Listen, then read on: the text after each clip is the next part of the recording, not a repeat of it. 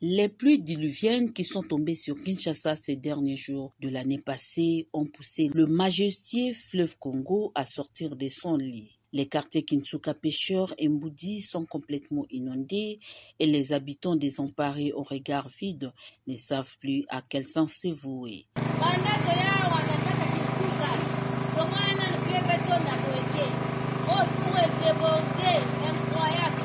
Tous les ports logeant le fleuve à Kingabwa n'ont pas échappé à la furie des eaux. Même la très urbanisée commune de la Gombe n'a pas été épargnée. La régie des voies fluviales en appelle au strict respect de la réglementation. Mais notre problème est de veiller selon le bon fonctionnement, surtout dans les ports qui sont inondés.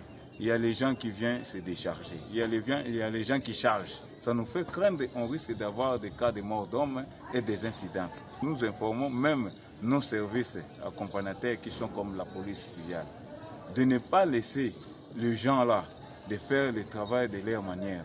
En tout cas, nous veillons même dans nos chefs de poste, nous leur donner un peu les instructions de veiller, de ne pas laisser aller parce qu'on ne voulait pas avoir des pertes de vies humaines.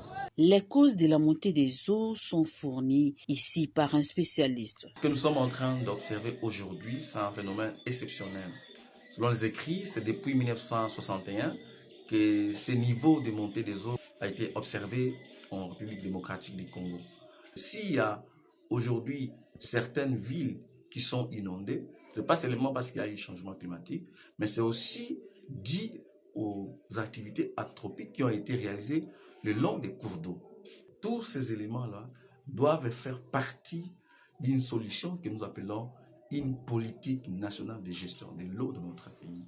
Parce que si nous n'avons pas une politique de gestion de l'eau, nous allons continuer à subir de telles réalités.